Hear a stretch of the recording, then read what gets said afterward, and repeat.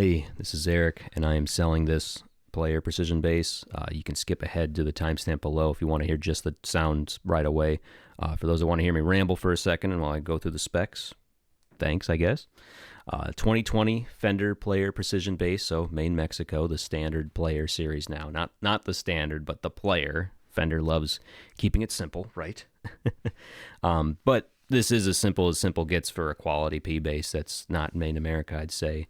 Aside from the Reverend stuff that I tend to prefer. This has been upgraded throughout. The only thing original still, I think, are the tuning machines. I'm pretty sure it might be the dome knobs, might be the original too, but everything else has been upgraded. This has a hip shot bridge. I had the same hip shot bridge on a $3,000 custom build that I used to own. Wonderful. It's got the quick change, like little inserts. It's hard to see them from here, but really easy for string changes, especially if you're like me and changing strings often. CTS pots and a switchcraft jack, I do believe, with the deep tone capacitor on this, so you get a really deep rollback, which I also tend to prefer.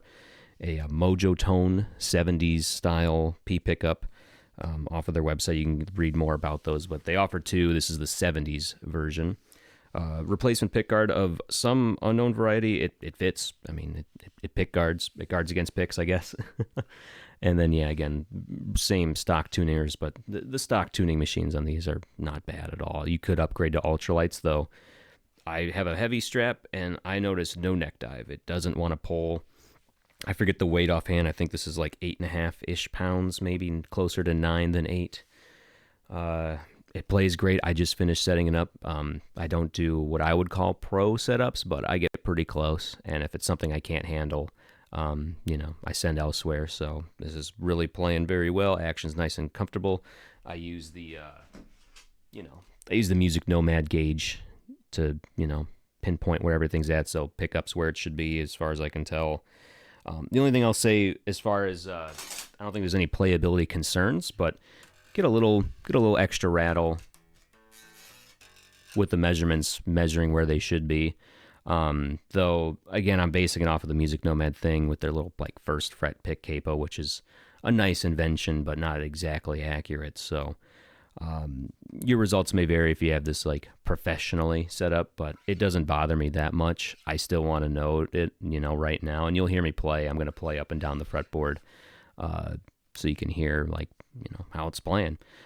For that note, I am running my typical setup. I run a Empress bass compressor into the Origin bass rig Super Vintage. So I'm basically, just think of it as an SVT, and goes into my console, the SSL6. And that's pretty much it. But again, this is a $799 brand new bass. It's in really great shape. I'd call it excellent, definitely. There is one chip that's underneath the pickguard that the previous owner did, I guess, at one point when installing pick upgrades, but you can't see it with the pickguard, so that's a huge win. Otherwise, this is pretty much flawless as far as I can tell. Maybe some light scratches from wear, especially on the pickguard, but really light. The bass is $800 new. The hipshot bridge, I think, is another $150, another $140 for the Mojotone. Call it like $40 for the guts.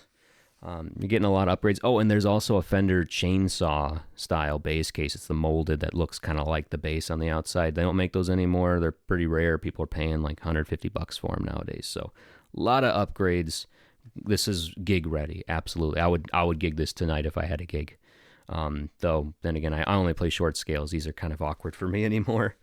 But this one plays great, I think. So here are the sound demos.